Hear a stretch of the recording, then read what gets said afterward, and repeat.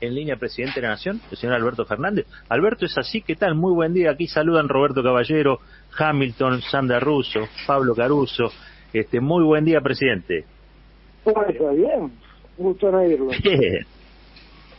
Espere que subo un poquito el volumen porque lo escucho bajo yo, pero es mi computadora. Ahí está. Ahí lo escucho ¿Ahí mejor. lo escucha mejor? Bueno, muchas gracias. Muchas gracias por atendernos. No, al contrario, un gusto. ¿Cómo les va? Bien, presidente. Bien, queríamos conocer, primero que nada, el balance de lo que ha sido este último decreto de cuidados sanitarios. ¿Cómo ha evolucionado? ¿Han bajado los casos? ¿No? ¿Cuál es la información que usted tiene en este momento sobre la mesa? Ustedes saben que cuando tomamos medidas de esta naturaleza tenemos que esperar aproximadamente 15 días para saber exactamente el éxito o no de la medida. Y yo entiendo que los casos a partir de esta semana, razonablemente, esto es como decía Tuzán, puede fallar, ¿no? Pero sí, razonablemente deberían empezar a bajar, como consecuencia de la primera medida que tomamos, aquella que disponía que el cierre de los que la circulación se cortaba a las 8 de la noche, se podía atender entre las 6 de la mañana y las 7 de la tarde. Ahí recién los efectos de esa medida la vamos a empezar a ver mañana, y los efectos de este confinamiento los vamos a ver en 2 semanas. Pero ya entiendo que poco a poco deberían ir bajando los casos. De cualquier modo, yo advierto, la situación no es una situación simple, y con esto solo no se arregla. O sea, es necesario seguir sosteniendo al máximo la menor circulación posible, o sea, tratar de que la gente circule lo menos posible por las calles. Y yo lo que siento es que efectivamente terminó unos 9 días, que terminaron ayer, 9 días de confinamiento estricto. Ahora pasamos a una etapa de confinamiento más accesible, para decirlo de algún modo, menos confinamiento, sí. Pero ese confinamiento menor no quiere decir que las cosas estén bien. Quiere decir que hay que seguir cuidándose, que hay que evitar la circulación, que hay que evitar el contacto o la cercanía entre la gente, porque lo que estamos viendo es que es un virus que ha mutado su cepa, que ahora ataca a gente de entre 40 y 70 años, que además tiene efectos letales sobre grupos etarios que el año pasado no ocurría, como las embarazadas. Entonces hay que tener mucho cuidado, y entender que el virus perdura, que no es verdad que 2 semanas de confinamiento se arregla el problema. No, es un tema largo, demanda tiempo y hay que entenderlo. Presidente, y ahí le hago dos en una y tiene que ver con el abastecimiento de vacunas. ¿Podemos decir que está garantizado el abastecimiento de vacunas de acá en más, o regularizado en cuanto a la llegada al país? Esa es una. Y la otra es, ¿por qué la oposición habla tanto de Pfizer? La segunda habría que preguntársela a ellos, porque no lo sé. A mí me resulta irónico, porque la primera vacuna que nosotros autorizamos en la Argentina fue la de Pfizer. ¿Y por qué lo hicimos? ¿Lo hicimos para después no contratarla? No, lo hicimos porque estábamos convencidos que, habiendo hecho Pfizer los ensayos en Argentina, y por lo que yo mismo venía hablando con los directivos de Pfizer, rápidamente la vacuna íbamos a hacer un contrato y la vacuna iba a llegar. Pero cuando empezamos a analizar el contrato, los pedidos de Pfizer fueron realmente singulares. Y yo trato de ser cuidadoso porque tenemos un pacto de confidencialidad, pero la verdad es que planteaban cosas que un presidente seriamente no puede comprometer. Y aquí hicimos una ley para ver de atender a sus pedidos, pero tampoco se alcanzó. Y entonces siguieron pidiendo garantías y hizo imposible el acuerdo con Pfizer. hasta el día de hoy se sigue negociando, quiero aclarar, porque no es que dijimos que se terminó Pfizer. Hasta el día de hoy se sigue negociando. Fundamentalmente porque además Pfizer ha sido probada y aprobada en Estados Unidos y en Europa como vacuna pediátrica, es decir, para dar a chicos entre mayores de 12 años. Entonces, a nosotros eso nos interesa mucho. Pero el problema que tenemos es que Pfizer, aunque ahora plantea una cosa más accesible a la que planteó inicialmente, todavía no podemos conciliar el acuerdo, pero yo espero que lo podamos conciliar, quiero aclarar, espero que podamos conciliarlo. Si me preguntan qué es lo que creo, yo creo que... Y la otra era sobre el abastecimiento. Claro, Pfizer ya, termino con Pfizer ya había había firmado contratos, se encontró con la obligación de satisfacer al mercado interno norteamericano y dijo no firmo más contrato porque no lo voy a poder cumplir. Me parece que a partir de allí puso exigencias que hacían imposible la firma del contrato. Respecto del abastecimiento, yo creo que poco a poco se va a ir creciendo. Hoy están llegando más de 2 millones de vacunas de AstraZeneca. Tienen que llegarnos esta semana más vacunas de Rusia, tienen que llegar las más vacunas del acuerdo que tenemos con México, la vacuna que hacemos con México. Tienen que llegarnos vacunas de COVAX y además a partir de junio ya empieza la producción local de Sputnik, con lo cual yo calculo que durante el mes de junio, si las cosas salen como están previstas, tendríamos que tener alrededor de más de 2 millones de dosis producidas en Argentina de Sputnik. Así que yo creo que vamos a ir regularizando y vamos a seguir pudiendo acelerar el tiempo de vacunación. Presidente, habrá visto el fin de semana o habrá leído que tuvo una participación televisiva el expresidente Macri con algunas definiciones curiosas, ¿no? De cómo gobernaba o lo que pasó durante el último año. No sé si tiene opinión sobre lo que virtió allí en ese programa el expresidente. La verdad que tengo opinión desde mucho antes. No me hizo falta ver el programa. Pero esa es la realidad. Pero la verdad no quisiera opinar porque algunas cosas inclusive me las dijo a mí como una recomendación al día siguiente de ganar las elecciones, cuando me planteó que cada 2 semanas me tome unos días de descanso, que no trabaje más allá de las 6, 7 de la tarde porque era muy agotador, y yo lo miraba con cara de estamos en un problema, me parece que no debería ser el primer tema a tocar. Pero bueno, no sé, así es Macri, simplemente yo creo que lo que vimos es algo genuino, es genuino. El otro día me impresionó mucho que en La Voz del Interior también dio un reportaje, yo no sé si tiene que ver con la presentación de su libro, no sé por qué anda hablando como está hablando ahora, pero dio un reportaje muy llamativo porque además me recomendaba cómo tenía que negociar con el fondo. Y me decía, no, ¿cómo le va a pedir al fondo que bajen las tasas? Y bueno, le va a pedir al fondo mayores tasas. No tiene idea cómo funciona eso. Y yo pensaba, para mí, este hombre será consciente del daño que le ha causado a la Argentina, la irresponsabilidad que tuvo el día que pidió ese crédito. Yo marco siempre lo mismo, ¿no?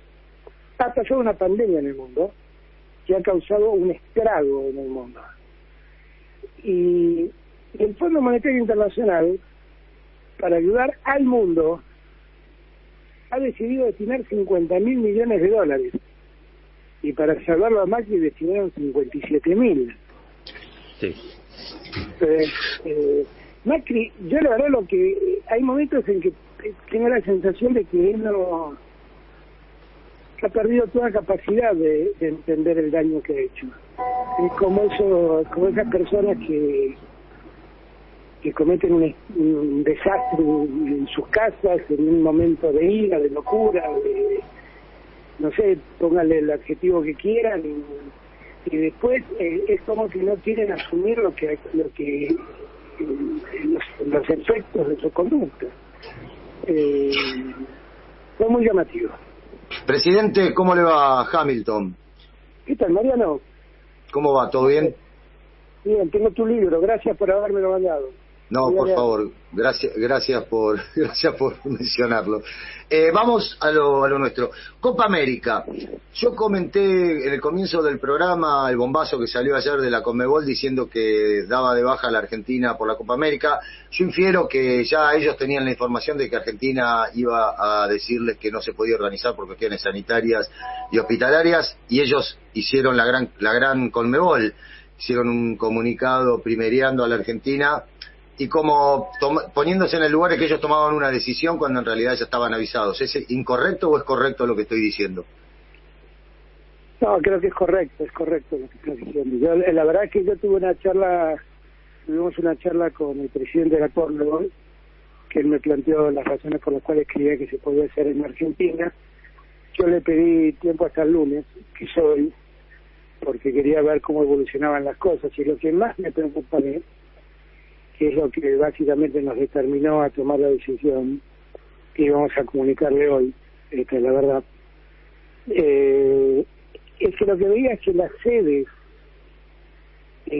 habían elegido, la Conmebol elige como posibles sedes para jugar la Copa. Esto es Ciudad de Buenos Aires, Córdoba, Mendoza, Mar del Plata, Santa Fe. Son sedes que están todas en alerta epidemiológica. Entonces, además pensaba yo, son sedes que en muchos de esos lugares, a pesar de estar en alerta epidemiológica, los gobiernos locales no respetan mucho la situación de alerta epidemiológica y, por ejemplo, vuelven al dictado de clases presenciales. Entonces, dije, bueno, frente ya al riesgo interno que tengo, voy a sumar un riesgo externo, que es que lleguen a la Argentina. Es cierto que no era demasiada gente, pero con que uno venga infectado, la infección se propaga a una velocidad enorme. Claro. Después ellos me decían que iban a venir vacunados, pero venían vacunados gran parte de los atletas con una vacuna que no está autorizada en Argentina, que es Sinovac. Claro, la China, la otra China. Claro, una de las chinas, porque China tiene una que se llama CanSino, que es de muy buena calidad. Sinovac sí, es la que genera menor cantidad de inmunidad. Entonces, por ese motivo, vimos lo que pasó el jueves, lo que pasó el viernes, pensamos en las condiciones de las posibles sedes, y la realidad que están viviendo. Lo quiero hablar con toda crudeza, porque si ustedes me dijeran que se iba a jugar en un lugar donde eran estrictos y severos en el cumplimiento de las medidas de aislamiento, yo por ahí lo pensaba de otro modo, pero me tenía que poner a discutir con Mendoza, con Córdoba, con Santa Fe, con Buenos Aires, con Mar del Plata, porque Buenos Aires acompaña, pero Mar del Plata es otro punto, con la capital federal. Dije, bueno, no, el riesgo es muy grande. Y lo que creo que pasó es que ayer Guado estuvo en un programa de televisión, le preguntaron, estuvimos hablando con Guado y con Santiago a la tarde, estuvimos hablando de este tema, vamos a juntarnos ahora, y bueno, contó honestamente lo que había pasado. Mire, estuvimos viendo y tenemos esta percepción. Y a partir de esa respuesta salió el comunicado de la Conmebol. Presidente, Sandra Russo, lo saluda, buenos días. Hola Sandra, un gusto oírte, ¿cómo estás? Muy bien. Volviendo al tema de la pandemia, justamente hoy en algunos distritos, como en la ciudad de Buenos Aires, pero también en Córdoba, vuelve la presencialidad, usted lo dijo al pasar. Hay mucha gente angustiada porque se inicia la presencialidad con sistemas sanitarios en ambos lugares que están muy cerca del colapso o ya colapsados. ¿Usted qué opina al respecto? Es jugar con fuego, todo eso es jugar con fuego, todo eso es jugar con fuego. Y yo lo que lamento es que ese fuego va a quemar a la gente, a los argentinos y a las argentinas de cada uno de esos lugares. Yo, para que todo el mundo entienda, en Alemania hay una estimación que se hace para medir el riesgo de la pandemia, a la que llamamos tasa de incidencia. La tasa de incidencia mide cuántas personas se contagian cada 100.000 habitantes. Y en Alemania, cuando hay 150 personas cada 100.000 habitantes contagiados, se suspenden las clases presenciales. Ahora, en todos estos lugares de los que estamos hablando, la tasa de incidencia es de 600 o 700 casos. Es 4 veces por lo menos la tasa que marca Alemania para suspender las clases. Yo digo estas cosas para ilustrar a la gente de por qué nosotros estamos recomendando lo que recomendamos. Es más, quiero serles franco, hemos adecuado nosotros las tasas de incidencia a la realidad argentina, porque obviamente no tenemos las mismas capacidades que tiene Alemania. Entonces, para que uno esté en alerta epidemiológica y deba suspender el dictado de clases, necesitamos que haya 500 casos por cada 100.000. Eso quiere decir el triple de los casos que exige Alemania. Y claro, estos casos exceden eso también. Yo marco todo esto para que la gente entienda que no es un hecho caprichoso nuestro. No es que a nosotros se nos ocurrió, vamos a arruinar la vida a los cordobeses, a los porteños, a los mendocinos. No es esa la idea. La idea es cuidarla a la gente. Y está visto que la educación moviliza alrededor del 25% de lo que circula diariamente en Buenos Aires. El gobierno de la Ciudad de Buenos Aires no sabe esto. Por eso dice, bueno, que vuelva a la escuela primaria y la secundaria hasta primero y segundo año, y la escuela nocturna que no vuelva. Entonces es verdad que la circulación es un problema. Y es verdad que la educación genera circulación, porque si no volvería todo, ¿no? Bueno, claro. Yo no digo esto con la idea de confrontar ni de pelear con nadie, sino de llamar la atención y pedir que se presten atención a estas cosas, porque de lo que estamos hablando es de la salud de la gente. Claro. Presidente, sabemos que está requerido por otros asuntos, que hizo ahí un paréntesis, una excepción. Le agradecemos muchísimo por habernos atendido. Lo liberamos. Tenemos muchas más preguntas, pero quizá no sé, la semana que viene o la otra. Si quieren hacer alguna más, tienen un ratito más si quieren. ¿Una más tiene? Bueno, la hace Pablo Caruso, que teníamos ahí una medio colectiva de Caruso. Pablo, dale. ¿Cómo le va, presidente? Buen día. Me llamó la atención una definición del expresidente también. No quiero hacer referencia al expresidente, pero sí quiero preguntarle por algo que de tanto en tanto se menciona. Él dijo que usted prácticamente hablaba permanentemente con quien lo llamaba, que estaba muy expuesto y que en definitiva había degradado la palabra presidencial.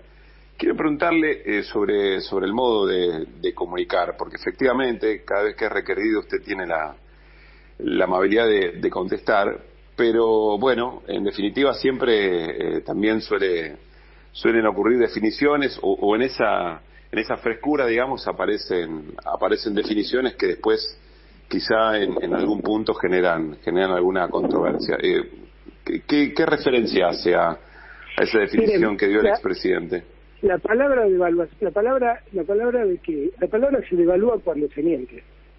Después puede ser que uno tenga un concepto más afortunado, más desafortunado, pero a mí lo que no me pueden acusar es de mentir. Pues yo en la campaña dije que estaba a favor del aborto, y el aborto hoy es una ley. Y dije que los jubilados no iban a pagar más medicamentos. Los jubilados no pagan más medicamentos. y dije que iba a ser un gobierno federal, y estoy haciendo un gobierno federal. Y dije que teníamos que ver cómo resolver el impuesto a las ganancias que pagaban los asalariados, y los asalariados no pagan más impuesto a las ganancias. La palabra se devalúa cuando se miente.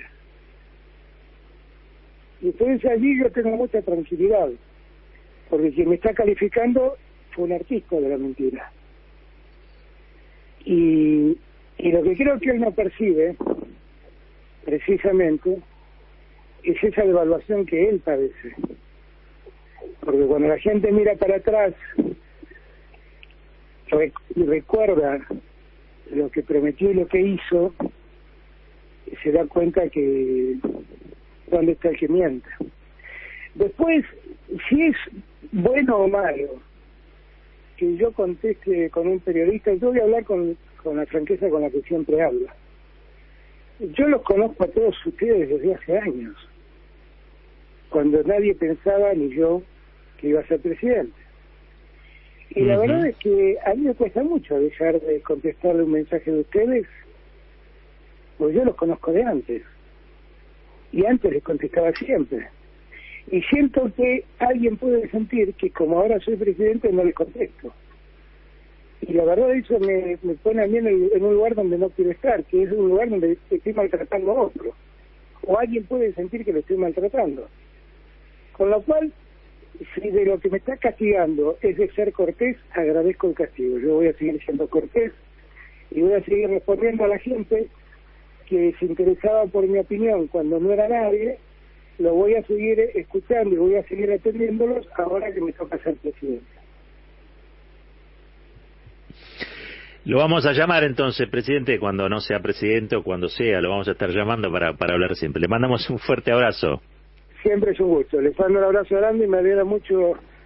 Hay buena gente en este programa, mucha buena. Presidente, sí. Presidente, ahí lo tenemos Hamilton. Tengo una más para preguntarle. ¿A qué hora cierra todo usted? ¿A las 7 y se pone a ver Netflix o labura hasta la 1, 2, 3 de la mañana? No, ya que me duermo, te digo, hay días que estoy, a veces me causa gracia porque en estos tiempos que estoy con la vacuna de China, que me habla con Sabino Boca Larvaga, que es nuestro embajador en China, y estamos con los horarios totalmente cambiados, así que es la 1 claro. de la mañana y estoy con Sabino cambiando los mensajes.